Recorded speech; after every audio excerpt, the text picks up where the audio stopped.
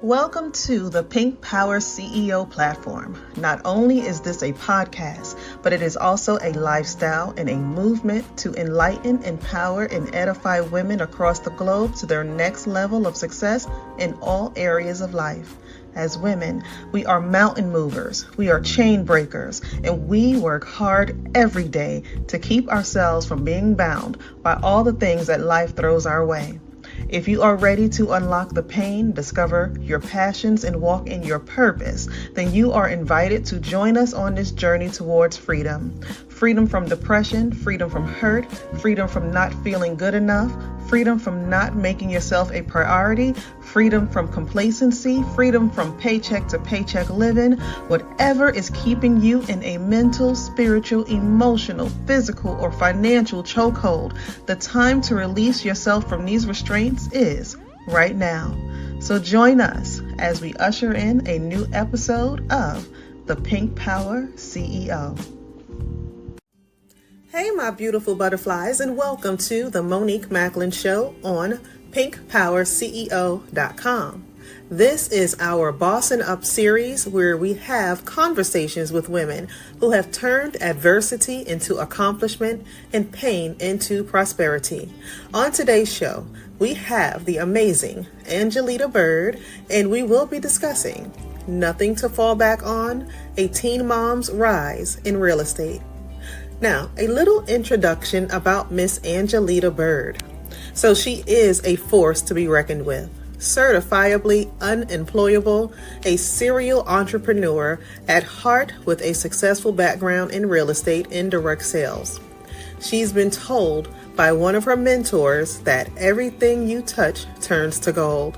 That is her mission in whatever she does. Her passion is helping to change people's mindset from poor, passing over opportunities repeatedly, to rich, realizing it can happen.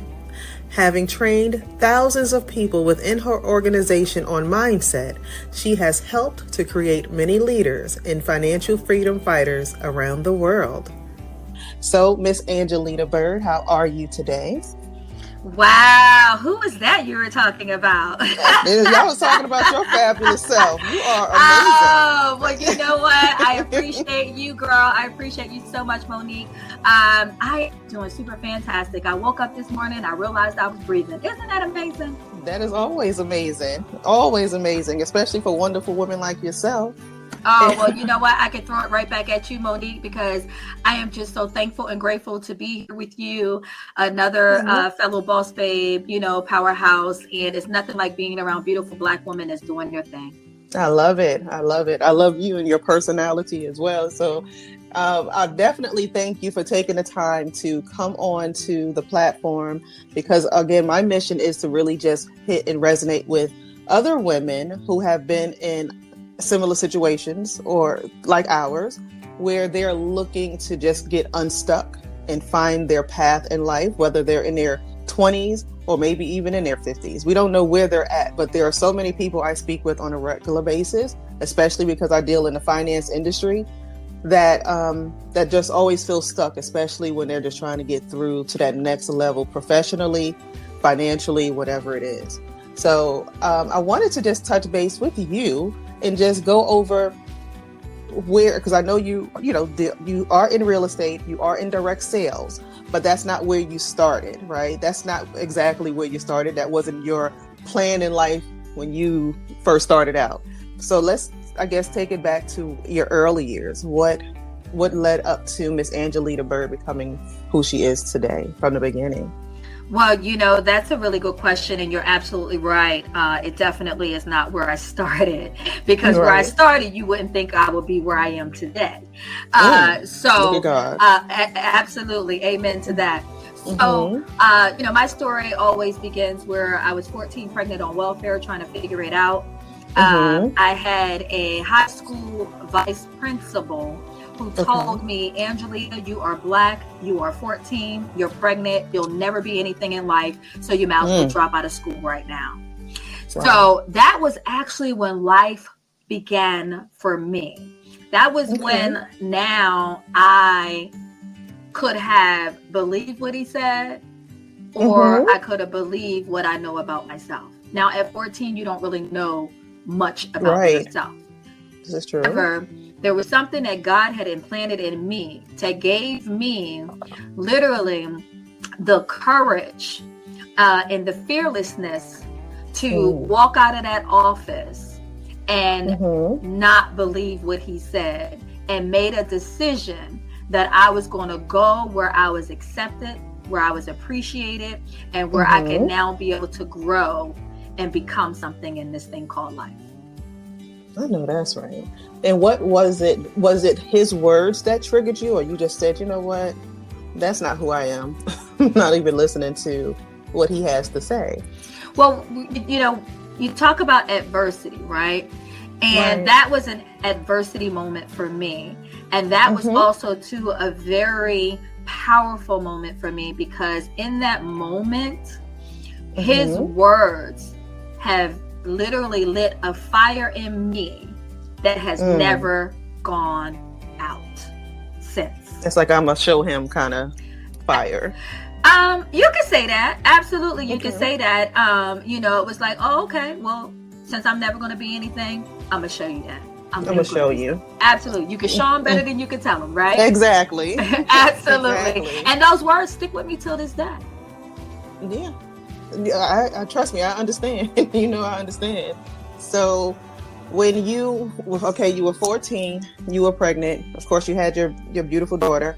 And what were your plans? Did you put some plans in place from that moment? Or was it when you got a little bit older, 18, 19, that you were able to start maneuvering some things around for yourself? What actually helped you? Because there are other people who have been teen moms like myself as well, who have to figure out what to do from that point, right? After the world feels like you're just going to be, or tells you you're just going to be a statistic. Right. And that's another thing, because I was a statistic, but I didn't become a statistic. Exactly. Okay. So you said something. Or you didn't stay a statistic. You didn't basically. Yes. And in my mind, I'm not a statistic. So correct. Absolutely not. I had no plan whatsoever. The only plan I had in that moment was to get out of that school, and that's what I did.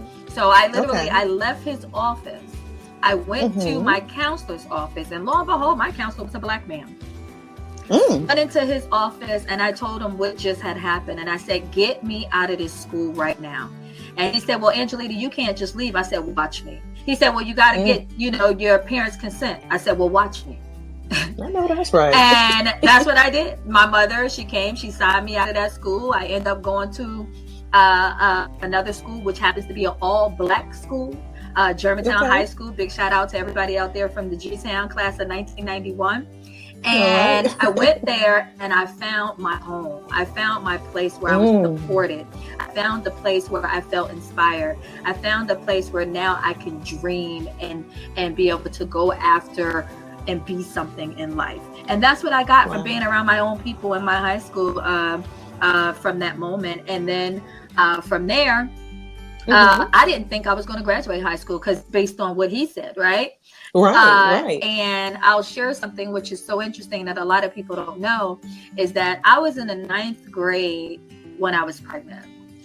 And I was in the school at Germantown High School when I got pregnant. And then I ended up at the school that I was at. I don't even mention the school because it's just so irrelevant now to me. And plus, it's not even worth talking about. However, because they don't deserve a shout out as far as I'm concerned, right? Call me bitter if you want to. I don't care. I love it. But anyway, so I'm in this school, and then I'm in the 9th grade again because I failed the 9th grade. So when I had to leave that school, I had to now go back to Philadelphia, because this was in the suburbs. I had to go to summer school that summer to make up for courses, because in the suburbs and in the city, the credits were not the same. And so, so that's what happened. That's how I ended up getting behind, going out to the suburbs. But then I went to a summer school. I took all these classes that they told me I had to take. So but what happened was, when I ended up going back to Germantown, I never saw the 10th grade. What? I went from the 9th to the 11th. Oh, okay. And there's a lot of people who don't know that. A lot of people I graduated with probably don't even know that. That is amazing. Okay, look at God. God said, Absolutely. Okay, you might be a couple of steps behind, but watch me push you forward. And that's exactly what happened. And it happened because of the fact that I took those steps at a young age, 14, at a young age, who was carrying a baby that really thought that life was over. Because I thought life was over. I didn't know what was going on. And then it's like, boom, you just gave me a gift, homeboy, because you just told me I was never going to be anything. And it set a fire inside of me. And I left and I went to another school, got to the 11th grade. I graduated in 1991. I was supposed to graduate in 1990, but it's all good. But I graduated. Exactly. Something that I said I was going to ever do, and then go off to college. Oh, that's a whole. Come on, story. That's a whole. That's a whole nother story, huh? So now, did you get scholarships for college? Because again, you were a teen mom. All of these things were happening. Now you get to go to college. Did you get scholarships? Maybe academic scholarships to go, or what propelled you from that point? Absolutely not, Monique. Okay, I was not the best student. Okay, I was not the best student. Actually, I did not like school very much, to be honest with you. But again, I was in an environment, because see, there's a saying: when you surround yourself around 5 broke people, you're bound to be the 5th. When you surround yourself around 5 rich people, you're bound to be the 5th. So you become the collective of the environment that you're in. So I had so many people who was going off to college that I went to school with, that it was like inevitable, I'm going to go off to college too, because I'm in that environment. So that was a circle. Absolutely. All my friends were applying for colleges. So I said, well, I guess I should apply, Right. And I did. And I got accepted to a few schools, but I ended up choosing to go to IUP, which is Indiana University of Pennsylvania. Big shout out to all my IUPers. And that's how it worked out. But from there, I did 3 years of college, and I ended up dropping out because I actually put myself through college, and I ran out of money, and I had no more money to go back to school. So that's how that all happened as well too. Okay. All right. Now, were there any influential people that you were encountering in this time that were helping you in this process? Like, did you have a village to help you through this process as well? Because we know, being moms, right, we can't do it by ourselves, but sometimes you have no choice. So did you have a village around you that allowed you to go to school, I want to say peacefully, but to be able to do what you needed to do to get to the next level? Yeah, to God to be the glory. I got a mother who's a saint. So my mother, who is a nurse, she's a nurse by nature and a nurse by profession. And of course, she wasn't happy that her child, who's 14, pregnant, none of that. Of course, my whole family, actually. I mean, they gave me a lot of slack at the time. But it happened, right? And there's a story behind that, and we'll be here all day with the story behind that, right? Okay. But the bottom line is that my mother, she took care of my daughter for me while I was away at school, because I told my mother, I said, Mom, maybe I'll just go to community college. Right. So I figure, okay, I'm a mom. My child is 3 years old at this time when I'm now graduating from high school, and I'll just go to community college. And she said, no, if you want to go away, go away. So I thank the God for my mother, who gave me that opportunity to be able to go away, for her to help me. So, and then I had a village, like you said, awesome. Because one of my very good childhood friends, Raquel Handsome, who I love dearly to this day, she's still my best childhood friend. She was one of the reasons why I went off to IUP, because she went to IUP. So I did make the decision to go where I had familiarity and someone that I knew and I trusted, because she was my neighbor, lived right across the street from where I grew up. She was, one of those honor students, really smart. And I knew that she would help me if I needed help, because honestly, thinking about college was just like a little it was intimidating for me, because I wasn't the brightest student, because I wasn't really, I just didn't really care, to be honest with you, because of the mindset I was in at that time and all the things that was against me and the life challenges I was facing personally. But again, fortunately, I was around the right people. And that's why I said, when I tell people my story, I had so many great people that came into my life to help change my mindset. And that was a beautiful thing that happened for me. But to kind of get back to the point and what we were talking about with that, it was just a really great time for me to be able to go off to school and to meet some of my best friends that I still have today. And that was an inspiration, just to be around so many different people that I got to meet. And I'm thankful that they're still in my life. No, I'm just thankful that you, being a teen mom, had the opportunity and the privilege to even get to go away to college, right? Most of us don't get to do that when we find ourselves, because you might have a village, but you still got to be here with your kid, right? Kind of thing, right? So I'm glad that you even got the experience to do that, because again, being a teen mom myself, my girlfriends are going away, Sarah Lawrence and all these other things. I wasn't able to do that because I had my baby, but I'm thankful that you had the opportunity to experience all of that at the same time. Now, you noted in one of your notes that being a teen mom was a setback, but it also turned out later to be one of the best things that ever happened to you. Can you explain that a little bit? Well, yeah, because of the simple fact is that, being a teen mom, again, just that experience of what was said to me.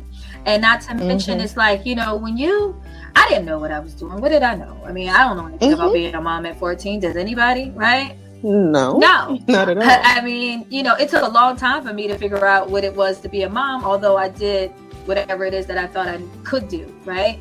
And and I would, again, going back to my childhood friend, Raquel, she had a car too, and bring my daughter up to school, and my daughter would stay with me for like a week, like once a month.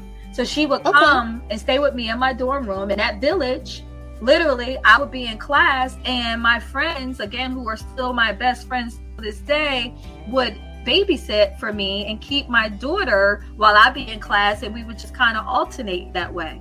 So that's how that works. So it was definitely an experience, that helped me grow and grow up in a sense with my daughter. And not to mention, what people don't realize, and I tell people this all the time, your kids are not listening to you, they're watching you. They're watching. So think about the fact that I had a 3-year-old kid. I'm still a kid because I'm 19 at this time. Okay. And I'm roughly about 19 when I'm off in college. And she's there with me. Not all the time, but she's there, right? Right. So now she's in this environment. She's on a college campus. She's like, whether she understands it or not understand it, my mom, even though she couldn't fully take care of me herself, she still had me in school with her. She did all what she could do. And that kind of resonates. Like, even, now it's like my daughter, she's 36 years old. She's a mom of her own, right? And I could not be more proud, because all the things she watched me endure throughout life, it sat with her. Some things wasn't good for her, but at the end of the day, it taught her. And now she's strong. She's resilient. She's a boss. She was the only Black-owned fashion boutique owner in Atlantic City, New Jersey, and she did all that herself, opening up her shop. So it was just like all these things from just kind of watching me and learning, as opposed to what I'm trying to tell her. Exactly. No, I definitely understand exactly where you're coming from with that. Now, what year did you get out of college, and what did you study? Did you go into the career path that you studied in once you graduated? Well, I didn't graduate. Remember, I was saying that I dropped out. Yeah, I went for 3 years. I went to school for marketing and fashion merchandising. Nice. But you could say I do marketing now, right? You do, right? Absolutely. Well, you still utilize that. Yeah, but I'm not taking anything away from higher education, because I think that higher education is great for some people. But now that I am where I am now today, honestly, I'm thankful I had that experience, because I have the people in my life from that experience. But I learned more. My higher education came from life.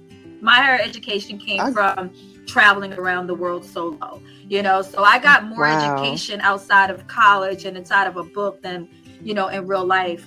And then you could have ever gotten in the classroom. I could have ever gotten in a classroom. Absolutely. And again, college is for you. Getting all these degrees is for you. Go for it. It's right. And I realized it wasn't for me once I couldn't go back to school because I couldn't afford to go to school. I didn't get a college degree because of $2,500 measly dollars. Really? I could say $2,500 measly dollars now because I can afford to give somebody $2,500. Right. I couldn't give nobody $2,500. Okay. In 1994 when I needed it to go back to school. Right. Oh man. And that is literally how much I owed them and could not pay them. What? And that's why I don't have a degree. Well, you do have a degree, right? In life. Right. You're right. You just didn't have to pay all the extra money to get the degree, but you have a degree in life. Absolutely. So what I know, you turned your adversities in life, your successes in life, and you eventually got into real estate, right? Is that correct? And I know that I don't have it on my notes here, but what year did you go into real estate, and what prompted you to say, let me try my hand at this? Well, I got my real estate license February 16th, 2006. I got into real estate not necessarily because I wanted to be in real estate. I got into real estate because I didn't have a choice. I didn't have anything to fall back on.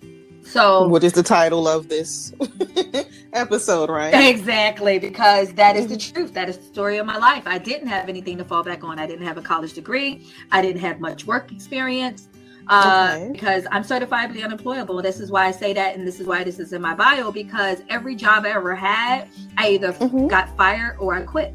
I never made it to vacation time. I don't even know what it's like to put in vacation time. I don't know what it's like to get PTO, huh? I don't even know what that means. So exactly.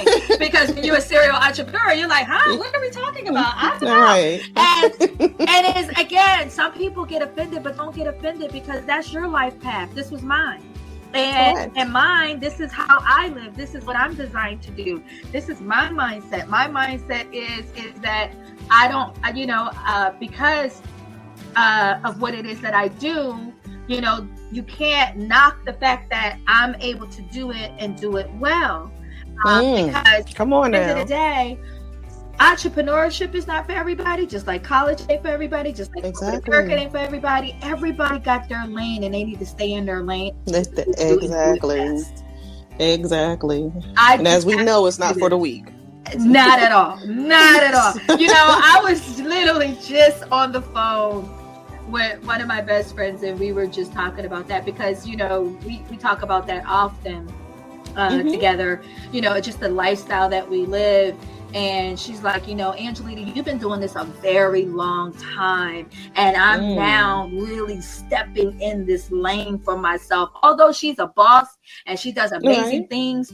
But now she's really stepping out completely into like, you know what? I got to do it all. And I don't want to have to depend on anybody else with my business and how I want to run it. And sometimes you get scared to walk in your purpose. It's like, I know I can do this, but you get scared and that fear will hold you back until you just realize, you know what, I just gotta do it. Right, because faith do it the way I want to do it. Just like faith without works is dead, right? And this is what I try to teach people and tell people when I do a lot of my one-on-ones or trainings with people. I teach a lot of mindset, like you said, from poor, passing over opportunities repeatedly, to rich, which is realizing it can happen. And that's what it is. It's just a mindset, because we have so many poor people out here that constantly passing over opportunities repeatedly, because opportunities are everywhere. They happen to go to people that seize them. Yes. You got to know how to seize them, and that's a skill set. That's a skill set that you have to learn to know which opportunities are worth seizing. Not be an opportunist, right? Okay, and not be opportunistic. But at the same time, you have to know the opportunities that work for you. So let's go back to what you said, real estate. So to answer your question, real estate, I had asked someone at the time who was in my life, I said, do you think I could do real estate? He said to me, you can do whatever you want. I promise you could do real estate. Because he knew my mindset. And at that time, I said, okay. So I walked into neighborhood real estate office, right? Like only a couple blocks from my house. I walked in, I said, hey, I want to be a realtor. I can honestly see you doing that too. Yeah, I did. He'll tell you. and so he was like, well, come on in. And I'm a hands-on person. And he and that was the beauty of all of that. And he took me in and took me by the hand, and he showed me everything I needed to know about real estate. And at the same time, I was in real estate school. So while I was in real estate school, I was getting those gems. I was out in the field with him. Yes. And I was knocking on doors with him. I was doing all that stuff, learning. And while I was in school, when the professor was teaching and would ask questions to the students, I would raise my hand and I knew the answer. They said, well, how do you know this stuff? Because I was getting information already. Exactly. On the job training. Stuff you don't learn in the books, right? And again, school ain't for everybody. It's not for me. I didn't even want to go to real estate school after that. I didn't even want to finish, but I had to because you need your real estate license, right? So I got my real estate license. Girl. When I passed that test after taking it twice, because people out there know what I'm talking about who are in real estate. I did it twice too. Exactly. That's not an easy test to take, okay? But they give you it's information overload, and they give you this test. What? It's like, what's happening here? Is this a trick or something? Yes. What happens when you're taking this test? And I know people that have taken it 3, 4, 5, 6, 7 times and still ain't passed it. So, but I think it's there to test you to see how bad you want it, right? However, when I passed it, because I failed, I passed the state, I failed the national, and then I went right back the week later, paid the money, because you got to pay every time. You got to pay every time. Paid that money, and I passed it by 1 point, guys. Y'all listening? I hope they're listening, because there's so many people who beat themselves up and think they got to go pass this test and get 100 score. Oh, no. Nobody cares about your score in real estate. Just pass it. Just pass it. Okay? And I saw that 1 point, girl. I was like jumping for joy. Okay? I know that's right. So you were spiking the ball in the infield. I got in my car. Listen to me. I got in my car the next day.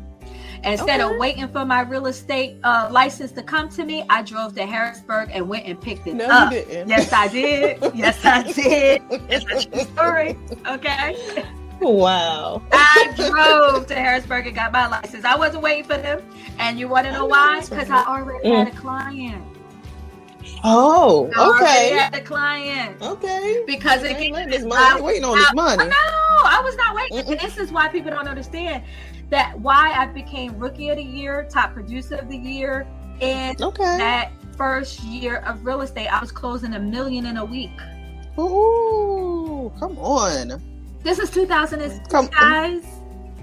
Come on. And I don't say this to impress you, but to impress upon you. You guys to know what you want, and you got to be hungry, and you got to go for it. Because hungry. Remember, I ain't have nothing to fall back on. I had to go for it.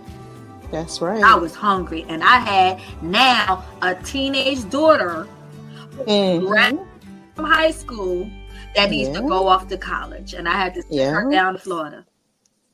Wow. So you had no time to lose. No time to lose, no time to waste, and I had all the money in the world that I needed to make because I was broke.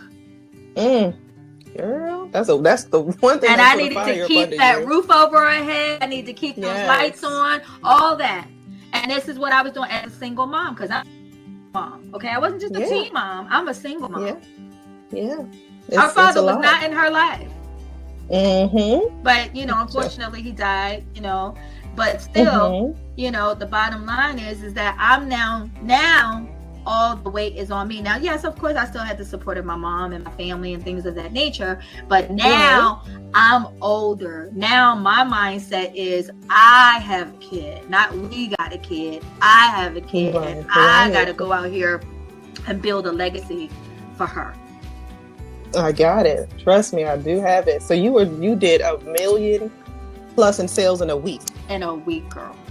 Ooh, that is amazing. Girl, those are the golden years. Girl, listen, let me tell you. When I started seeing, like, looking at my bank account, and I started like just thinking, I was just like, wow.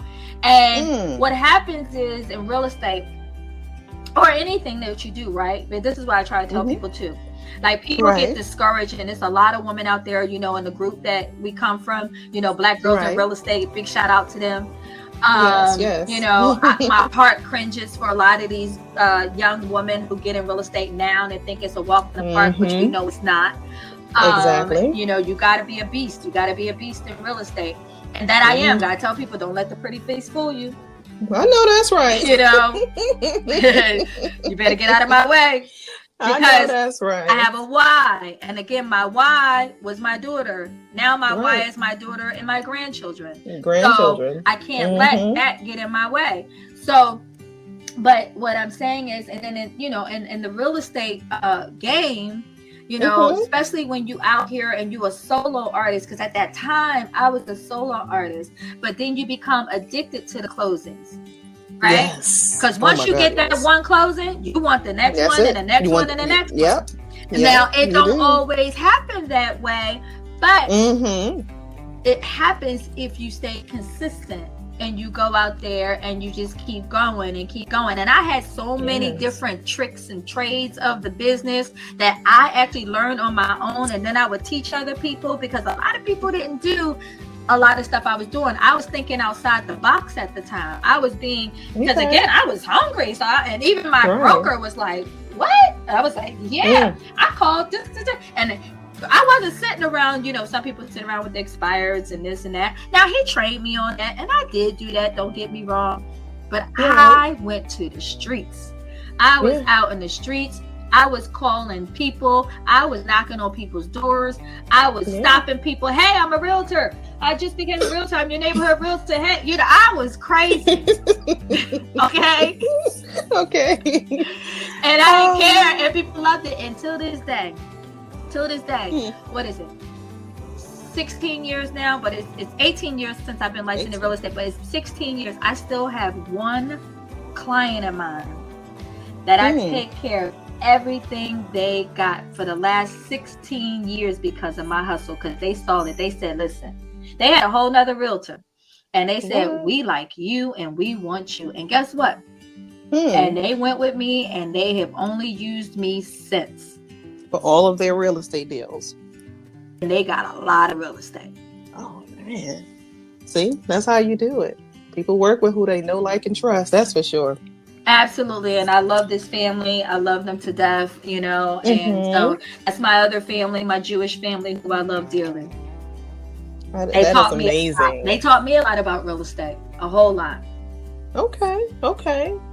Now, one of the things I know you mentioned is that you have 33 agents, right? In 7 states. So how did you get to that point? Well, so I took a little hiatus from real estate because real estate can burn you out, but not to mention, it wasn't really what I love to do. I did it because I had to do it, right? I got you. And some people can't understand that, right? Because real estate is 80% psychological, 20% transactional. Mental. It is very mental, and a lot of people don't realize. And my mental, emotional, physical, my overall well-being is extremely a high priority for me. And it's real that you can get burnt out in real estate. You can get burnt out in a lot of industries, I'm sure, but real estate is definitely one of them. Definitely. So February 16th, 2007 is when I got involved in my direct sales business. Okay. And that was when I got involved with that business. And again, it was the same day. A year later. I remember you telling me that. Which is insane, because I didn't even know it, like I said, until years later. I didn't even put it together, because that's how much I was moving. Because see, the thing about it is, There's a difference. There's two types of people. There's people that stay and get stagnant because they become the analysis of the paralysis. And then there's the people who are ignorant on fire and just move without even knowing where they're going or what they're doing. And I am the person who's ignorant on fire. Okay. And I was just moving, you know, and things was just happening. And was I making mistakes? Absolutely, because you learn, but you learn from your mistakes. This is true. You're going to always make mistakes, but you don't learn when you high up on your pedestal and you making all this money and you doing real good. That's not when you learn. That's what I had to learn. No, not at all. You learn when things hit the fan, right? And they're like, oh, okay. But guess what? Success is nothing but a person who is good at failing, okay? But failing forward. And every time you fail, you get up. You go, you fail again. But guess what? You go from failure to in between. That is called success. And then you go and you fail again, and then you get up and you have some more success. But you have bigger successes between each failure because you learn and you learn from it. Yes. It's like with everything in life. It's like with our personal relationships and our business. You fail, you get up, you dust yourself off, you go and you go do it again. Right? This is true. So this is what happened. So I got involved in that business. Didn't know I was in a network marketing business, direct sales, MLM, whatever it is you want to call it. It's all good because I love it. Right. And so I now started traveling around the world. And that became a lot more fun than running real estate. Okay. A lot more fun. So, and that was in 2007. That was 2000. Okay. And I thank God for that. And so now I have my real estate, and then I have my direct sales business. So now, of course, you're supposed to put your focus where your money is. My money was definitely in real estate, no question about it. But then, all of a sudden, because I started enjoying traveling, I started focusing on the travel, and then I started building a business there. And that's how I started building a business of thousands of people, you know, around the world, in the U.S., Canada, Caribbean, UK, Australia, you know, and that just took off. And I was loving every night. And then the funny thing, my broker got in the business with, like, a lot of people, a lot of my realtor friends, all of them, they was like, what? You traveling up? So they were all joining me too, you know. Most people, they're not working to work just to make money. They're working to have a lifestyle. Correct. Right? So I had the best of both worlds. I had the real estate, and then I had the travel. Okay. And that just went hand in hand for me, and it worked for me, and I was thankful for that. So that's just kind of how it works. So now here we are, 18 years now in the real estate game. 17 years now in the direct sales travel business. But back to your original question, 33 agents, 7 states. So after I took my hiatus in real estate, I sat on my bed, and this was like just as the pandemic was hitting. Every year, around New Year's, I sit, I meditate, I ask God, what do you want from me? What do you want me to do? Right. How can I serve you? How can I serve others? Because I'm always thinking about everybody else. A lot of times, sometimes I think about people more than I think about myself. I get it. You know, and that's definitely not a good thing. But because I don't want to be selfish. Do I know how to be selfish? I think we all can, right? If we want to. Of course. It's easy peasy. I could be selfish if I wanted to. But what kind of life is that going to get me, right? Right. Because I honestly, I don't think selfish people are happy people. You know, that's just my thought. Of course not. But either way, so because I'm a giver. And I said, okay. So God said, Angelita, don't be stupid. You know real estate, and there's a lot of people who need you in real estate. Okay. You need to go back to real estate. That, I'm gonna tell you something. It was loud just like that. It was so loud. Oh, girl, you don't even know it was so loud. I was talking to my really, really good friend, And I was talking to her, and I was telling her, I said, I was fighting her. I said, I don't want to do real estate. I don't want to go back to I was like a kid, like having a tantrum, girl. But it was like, but I can't fight what God just said for me to do. I can't not go against his will, right? Right. And it was like a battle. I'm like, no, I'm not going to do it. Okay, no. And let me tell you, so I'm a 2-time published author. I wrote 2 books, wrote in 2 books. They're 2 anthologies. And I got published during the pandemic. So while everybody was somewhat quote unquote drowning in the pandemic, girl, let me tell you, I felt like I was thriving. I was happy. I don't even know, girl. I was chilling. And now, don't get me wrong, I lost some people. God rest their soul. I was truly sad. I lost a sister. And sorry for that. Yeah, thank you. And it was a lot going on. But see, one thing about mindset, it teaches you to block out the noise. It does. Right? Yep. When your mind is so strong, you block out the noise. This is true. And I don't watch TV, so I ain't got no distraction. So only the distraction is my mind, and an idle mind is the devil's playground if you let it happen. But for me, because I fed my mind with so much positivity and so much knowledge and so much skills and all the traveling the world solo and all the great people that are in my life that love me and care for me, encourage me and support me, that's what kept me going. And I was by myself, by myself, chilling. Just out in the world, by myself in my house when God said that to me. And so when he said when he said that to me, I'm kind of coming full circle with the story here. I said, okay. So I said I was a 2-time published author, right? And 2 anthologies. What are the names of your books? One is Love Letters to My Girls, 100 Black Women Speaking to the Hearts of Black Women and Girls Around the World. I write a letter to my fellow teen moms in that book. And then the other one is The Overcomers, Overcoming Your Fears, Volume 2, and that book I write in that chapter, Overcoming Your Fears of Failure.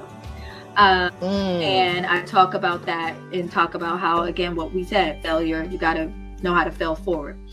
So correct. Yeah. Right. So I got 10 pages in that book and I talk about that. Now I was working on my 3rd. And this is something I'm still working on, unfortunately, because, again, real estate came back into my life and got it in my way. But this one was a more personal thing for myself that I was writing. So what I did was, you're going to find this really funny. I went on Facebook. Facebook could be a blessing and a curse. I really am not a big fan of social media, but I use it and I know how to use it for good. Right. And I've built teams through social media. Nice. Anyhow, I was searching men for my project to get information from them to use in this book. I met a gentleman, Tony, big in Las Vegas. He was very skeptical, but he ended up doing an interview with me. I did an interview with him, and then he said he wanted me to meet someone because he was trying to bring me into a business with him. He wanted me to meet someone. I said, oh, listen, that's fine. I can meet them, but I'm about to get back in this real estate, And at the time, that's what I was working on, getting my license back from Harrisburg. And he introduced me to a gentleman in California. I talked with him. I told him all my plans and what I'm trying to do. And then I said, listen, I'm about to get in real estate. He said, real estate? He said, oh, I got somebody you should meet. Now, this is a guy from Vegas, California, to now introducing me to Mr. Don Hobbs. Who's Mr. Don Hobbs? He is one of the most influential people in the real estate spectrum.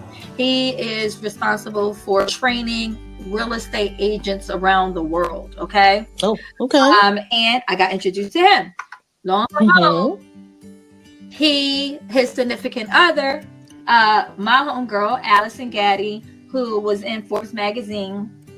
One of the top 10 people to watch in real estate. And what is she with? She with eXp Realty. And I heard of eXp Realty from remember Clubhouse? I don't know if you ever got on Clubhouse or not. Yes. So yes. I used to be heavy on, like, especially in the pandemic. I was heavy in there because I was just in there networking, just listening, and again, being around like-minded people mindsets, millionaire mindsets, people that was making moves. Like these people, it was like the pandemic wasn't even happening. I mean, these people were doing a lot of deals up in there, were they not? Right? Okay. Yes, and I was up in that club, like, okay. And I used to get up on there and be speaking with people and all that stuff. Okay. And and there I heard our founder of EXP, was in there talking. And I heard him talking about it. I was like, oh, this sounds interesting. I want to learn more. So now I'm stalking the guy he's talking to on social media. He now not getting back to me. And I'm like, what's up? And then all of that happened. The guy in California introduces me to a guy who his significant other is a top agent in EXP. Get out. So she now comes into my life. She tells me, gives me, answer all my questions. I said, bet, I'm getting down with y'all. I like y'all. Okay. And I said, but this is what you got to understand. I am ready to build a team. I'm not trying to be a solo artist in real estate anymore. Yes. You guys, listen, I come from real estate and I come from direct sales. Y'all just combine my world. I'm a builder. So, and I've built and I know how to build. That's one thing I know to do, because there's one thing people don't understand. There's builders and then there's recruiters. Builders want you to be better than them. Recruiters want you to just get in with them. This is true. I can agree with that. And me, I'm a builder. So because I want to see people soar. Go out and do you, girl. I want girl, guy, whoever. So I just started calling all the realtors I know. I called all kinds of people. I just went out there and said, hey, I'm back. I'm in real estate. Here we go. What's up? You want to come? And I shared the vision, shared the story. And I knew that what I had now was where I was going to end. So I'm on my strategy now. And now the goal is just to continue to build my real estate team around the country and help them be rock stars and change their mindset. And let me tell you something, girl, I've got some people that came on my team, and to watch them flourish the way they're flourishing, people who never made six figures, people who never went out there and done free, people who never went out there and did $500,000 deals or any of that, that's doing it now. I love it. Now, what states are you do you have your agents in? I am in Pennsylvania. Well, yeah. And I'm in Pennsylvania, right? Pennsylvania, Philadelphia, Pittsburgh, Pennsylvania, Delaware, New Jersey, South Carolina, Florida, Texas, and Maryland. Okay. Yep. I love it. So now you have your team, but I know that you mentioned that your travel business, you became the number one sales. You became number one in sales in your travel company, right? I did, and that was actually from an adversity. That was another setback that happened in my life at the time that just kind of just propelled me. Oh, okay. So, is that something you want to share, or just let us know how you became number one in sales? I don't have a problem with sharing. I'm very transparent. So at that time, unfortunately, I had lost a child. And so when that happened, so sorry. Thank you. I appreciate that. I could have definitely sank. Because it took me on a bit of a spiral at that time. Right. But the crazy thing is that I'm not going to get into details, because the details have a whole lot of people like gasping. But the bottom line is, I was still building and still helping other people, and nobody knew what I was going through. Really? Nobody knew I was dying inside. Nobody knew I just had to go through this and lose a child, Nobody. It's people who probably listen to this, and if they hear this, they're going to be like, what? Right. I'm sitting here like, what? Right. But something, was still inside of me saying, I still got to help people. I still got to help them get to the next level. Even the people that was just taking daggers and stabbing me in my back while I was going through what I was going through, and they didn't know. I'm not going to sit there and tell them neither. I know that's and right. I'm sitting up here like, they ain't got no clue. What you fighting through. None. And people don't. And that's why you got to still be nice to people. Be kind to people. It costs nothing to be kind. You don't know what people are going through. You don't know nothing. Just be nice. Be kind. You know, and not to mention, don't take people for granted and don't take advantage of them. Because at the end of the day, a lot of the people that people take for granted or take advantage of, they gonna need them. They need them. They're going to need them. They are going to need them, because there's so many people during that time, and there's so many people just through a lot of things in life when I personally, or I was going through something, but I still got up, I still got dressed, I still got on a plane, I still came and did a meeting for you, I still got on the phone, I still did the conference call, I still did the webinar, I still did the Zoom, I still did all these things because I had to, because I made a commitment to helping other people go from poor to rich. Exactly. I love it. Now, with you, are you looking for more agents? Because I know we mentioned, you and I spoke private on another call. We both kind of cringe when people get into the real estate industry, because we know what the real estate industry entails, but you also do direct sales with the travel side. Is that something that you're still, that people can still maybe reach out to you if this is something that they look forward to getting into or learning more from you about? Absolutely. I mean, because at the end of the day, I know that I offer opportunities. And there's so many people that are out there looking for an opportunity. I mean, you got to think about this for a moment, Monique. The average person doesn't even have $500 savings. This is so true. An extra $500 would have helped a whole lot of people prevent foreclosure during the crash. And that's what it is, that the opportunities that I have to offer to people, you know, whether it's through travel or through real estate. I'm always looking for the next, you know, real estate agent that might want to change real estate offices or whatever the case may be, that wants to come and learn from somebody who definitely has the skill set to teach them how to be confident enough in themselves in real estate. Real estate takes confidence. And it's not that you're not confident, because some people are like, well, I'm confident. Well, you're not. I know you're confident. I know you know that you're cute. I know you know that you're handsome, or I know that you dress well, but you're not confident in this industry. And now you got to get around somebody who's going to help you build that up, build up that confidence, help you change your mindset. And it's just people don't realize that the mindset shift is literally, it's like a millimeter of a shift. It's not even that big of a shift that you have to make, but they don't know how to make it. This is true. You know, and true. That's the thing that's so crazy. We talk ourselves out of things more than we talk ourselves into out of the right things and go into the wrong things, if that makes sense. Well, the reason why is because studies show that every day, girl, let me tell you something how powerful this is. Every day, they said we have 80,000 negative thoughts that go through our head every day. Wow. Every day. Isn't that crazy? That's a lot. And you don't even know it. You don't even know you got all these negative thoughts, because that's what that is. That's what they call stinking thinking, right? You got that stinking thinking because you're sitting there and you're busy telling yourself what you can't do as opposed to what you can do. This is true. You don't believe in yourself enough. Again, that confidence. So I can't believe in you more than you believe in yourself, but I could teach you how to believe in yourself. This is true. And that's what I teach. Okay. Mindset.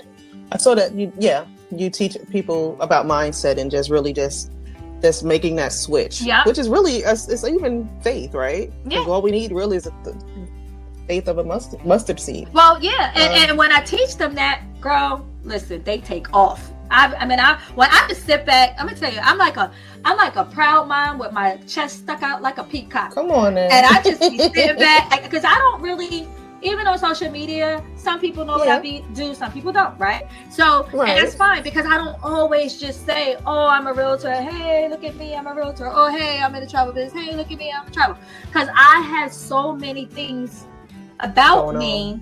And I have a lot going on. I mean, as you know, we talked about it. I have a podcast that I'm about to launch. And I'm so thankful and grateful to be here on the podcast with you. And I can't wait for mine to launch. And I can't wait to have you now as my guest, right? So, you know, Angie and friends. And I'm excited by that. And that's where my passion lying at right now. That's what my love is right now, because I come from the creative arts. I come from the arts. And we didn't even time to go into that. Maybe that'd be a part 2, who knows, because there's so many things that I have done in my life. And like I was saying to you on a phone call privately, I said, girl, I feel like I don't live 9 lives already, you know, but then I got like 9 more to go, you know, right? There's still some things that need to be done. And you know, I heard someone say this, and they said it so well, and it made so much sense to me, because that's how I feel, and that's how I want to sometimes let people know. Again, when you sit on your bed, like I sat on my bed, and you ask God, what do you want me to do? God told me that he told me, outside of my friends telling me, and who've been asking me for years to do a podcast, he told me, it's your time to do this. Like, it's now your time. So I don't necessarily, I take advice. Don't get me wrong. I take advice from other people. I listen to what other people say, but I'm a believer. You're listening for the word. I'm listening for the word, girl. I'm such a believer. I grew up, listen, my grandmother put that in me, Mrs. Mock, okay? She ain't play no games. And one thing, that's the thing I thank the Lord for, is my grandmother, Mrs. Mock, who helped to raise me.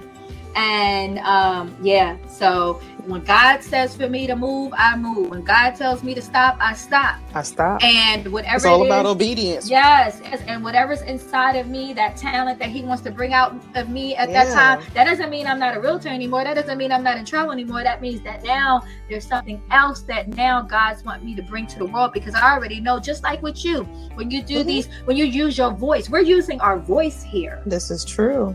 I have a voice, you have a voice. And now we have somebody out there that's going to hear our voices, Monique. They are. And it's going to now resonate with them, and it's going to change their life forever. And the one reason I wanted to have this conversation with you is because I can, without even touching you, you can feel your spirit. So I'm all about energy. I'm all about spirit. I'm all, because, you know, that's what I feed off of. And just one conversation, I think we had about almost a 90-minute, 2-hour conversation. Girl, you was my sister.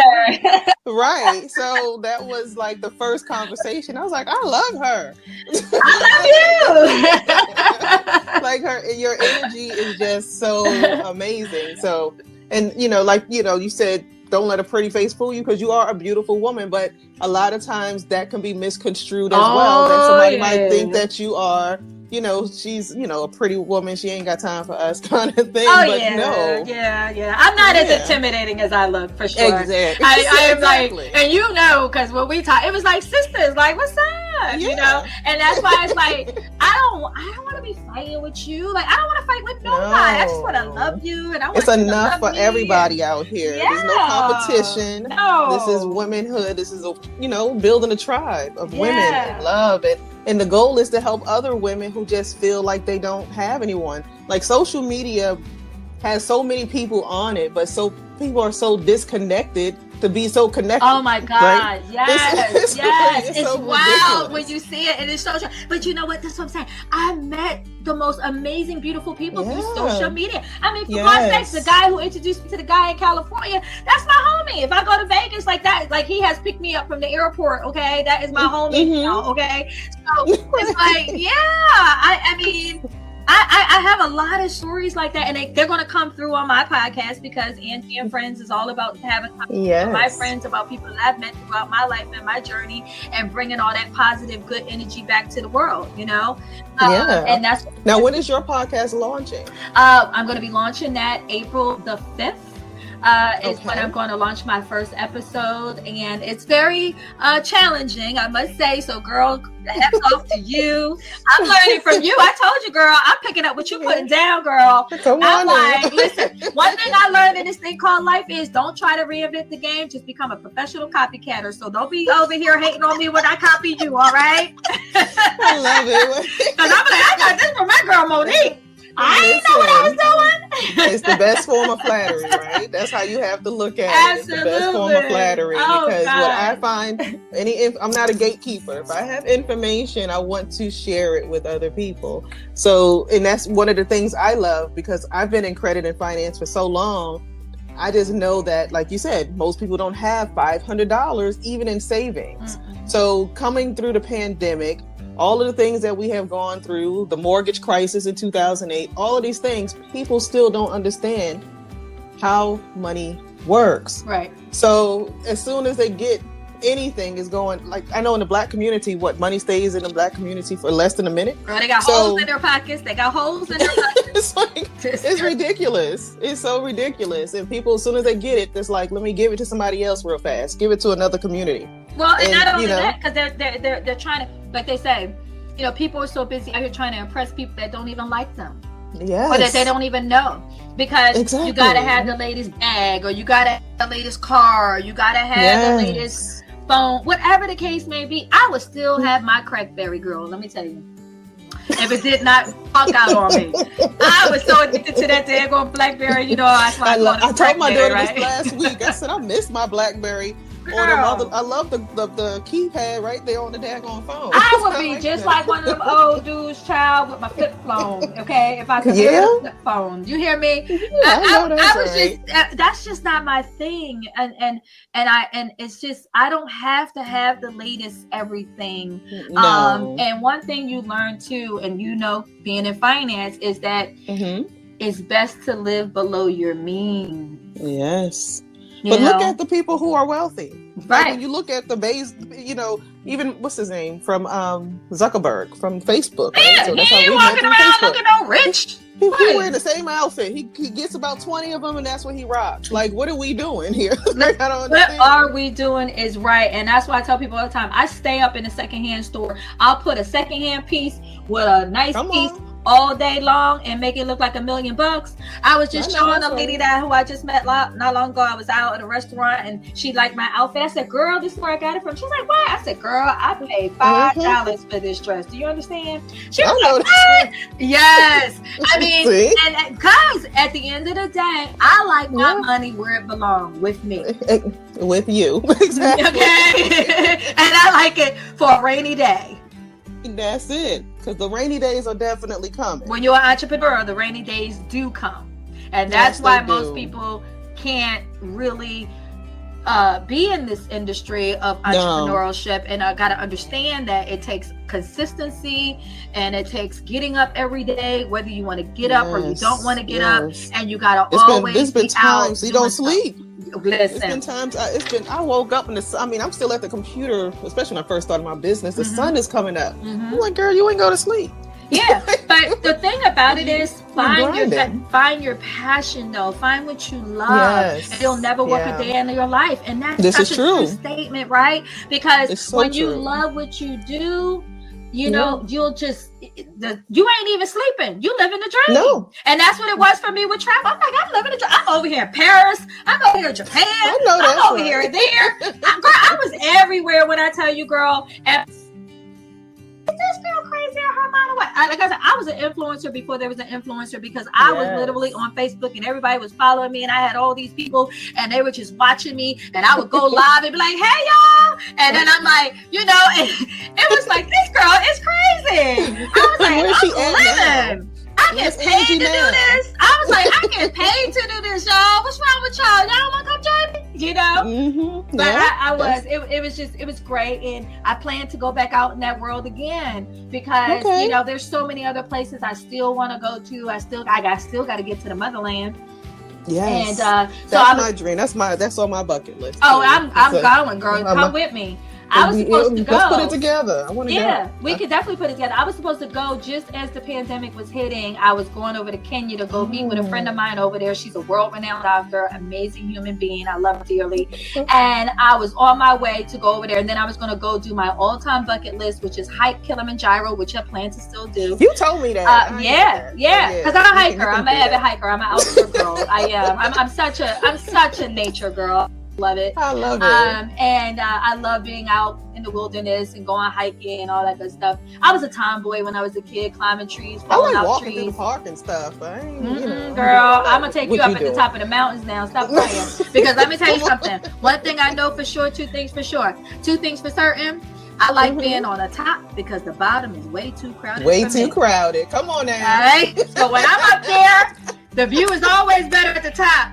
And let me tell you, I climbed some mountains, girl, and I got some pictures that I've taken on top of these mountains, and it will take your breath away because they say life is not about the moments, it's about the moments that take your breath away. Yes, and I have been fortunate to have that and do that, and I plan to do more and will more do of it. Like Kilimanjaro, here I come.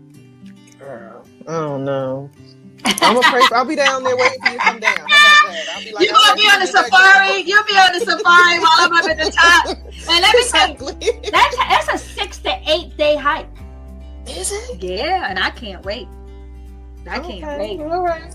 I mean, that's like, yeah, I'm not. But I'm gonna tell I was looking at somebody on a roller coaster on TV earlier. I said, yeah, that's not working for me. Yeah, well, you know what? Did we say everything ain't for everybody? This is true. And listen, I don't judge nobody because God is the judge and the ruler, not me. So, I ain't judging you, and don't judge me. Support me. Love me. Support me. That's it. That's all I ask you to do. When you come back down and day 12 or whatever, I'll be like, girl, came down. All I had was a bird bath. You like, girl, you stank. Get away from me. Hilarious. Oh my God. You didn't know it was going to be this much fun, right? No, I knew when we chatted, I knew you would. I already knew you would. I love it. Now, I know I want to end this because with this, you mentioned in your note, in the notes that you put, that your grandchildren are your biggest motivators. And I have 4 grandchildren of my own. I have a bonus granddaughter and I have 3 granddaughters biologically. And so I know what that feels like because what we are doing, we are trying to build for them, for their future, right? We don't want to be forgotten. My mentor and I were talking about this earlier. Like he said, do you know who your great-grandfather is? His name? I was like, no. Right. So he's like, so that's not a good thing because these people have been forgotten. You don't want to be forgotten.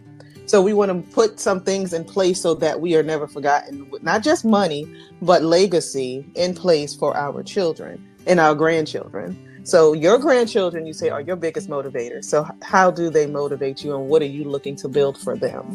Well, and that's a really great question. I have 3. I have Samira, she's 15. I have Noah, and he's 13. And then I have Rain, who's 9, going on 29. Okay, so and they all have their own individual personalities, right? And don't you just love them? Absolutely. But I do also like that they can go home. Yeah. So yeah, I was one and done, right? Yes. But when I talk to them, and like I was just talking to my granddaughter who's 15, and I said, what do you want to be at? What do you want to do with your life? What do you want to be? And so she was like, I don't know. They get in that, I don't know. Like, leave me alone. And yeah, that's how they get. And so when I talked to her, I said, well, you talked to me about how much you love this and da-da-da-da-da. And I'm just kind of bringing it out of her. Again, what I do, period, with people. Yeah. And so then she was like, yeah, Grandma, that is what I want to do, right? Because she loves baking and she likes cooking and she always says she wanted to have her own bakery, Okay. And so then it was just like, well, yeah, actually, I do still want to do that. And so my thing is, again, it's kind of the same thing what I would do with my daughter. They're not listening to you, they're watching you. They're watching. So like right now, my grandkids, they're watching. Grandma is in real estate. Grandma has a travel business. Grandma was on the Tamron Hall show. Grandmom, has traveled around the world. Grandmom has been in news articles. Grandmom was a star in a play, has done acting, and they've been there and saw that. So it's like, again, it's what they're looking at is setting up for the legacy. Because when I'm gone, I'm going to be still living. Exactly. You understand what I'm saying to you? And this is what I try to tell people. When I'm gone, I'm still going to be living. Because even right now, this podcast ain't going nowhere. My voice is going to be out there for a lifetime. And guess what? If I'm gone, my grandkids can go cook and be like, that was my grandmother. Exactly. They could go on YouTube and see me on the Tamron Hall show and say, that was my grandmother.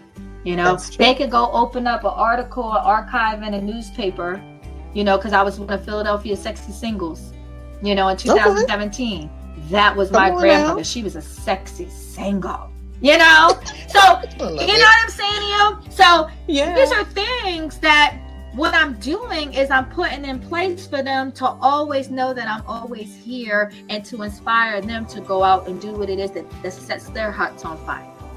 All right. So that's what I represent. And that's what I want to represent. And that's what I want to leave behind is that to be fearless and to go out and do what sets your heart on fire. And live your life. And to live a life of love, live a life of knowing that you did the best that you know how and being able to help so many other people along the way. Exactly. Not to be selfish. Not at all, because it ain't a selfish always be in my kind. body. Although sometimes I know I have to be, because sometimes you just have to protect yourself in certain ways. But this is true. Not to the detriment of hurting other people. Correct. Exactly. I love it. Now, just in closing, I want you to, give out maybe your Instagram, so people want to reach out to you. They can maybe DM you there. And your podcast, the name of that, and when it's going to launch again. Absolutely. So I can be found on LinkedIn, Angie Byrd, also on Instagram at Miss MISS Angie Angie. My last name Byrd, BYRD. So that's Miss Angie Byrd. Also, I can be found on TikTok. Is Angelita Byrd. Miss Angelita Byrd, excuse me, there. And then as far as the podcast is called Angie and Friends, because Angie can make a friend with a cactus. But Angie and Friends, and you can actually go, I would suggest everyone to start following it now before I drop it, at Angie and Friends podcast on Instagram. So Angie and Friends podcast on Instagram, along with TikTok, the same name. And we'll be dropping our first episode, and it's going to be some amazing people that I'll be having conversations with, including yourself, Monique. Yes, ma'am. That they will get to hear and see, because I will be doing some video as of the day before my birthday, because my birthday is April the 6th. So it's actually my birthday gift to myself. So April the 5th will be the launch. Angie and Friends. Wonderful. I'm so proud of you. And I'm so thankful to now know you personally, getting to know you more. And again, I want to thank you so much for just gracing me with your presence today.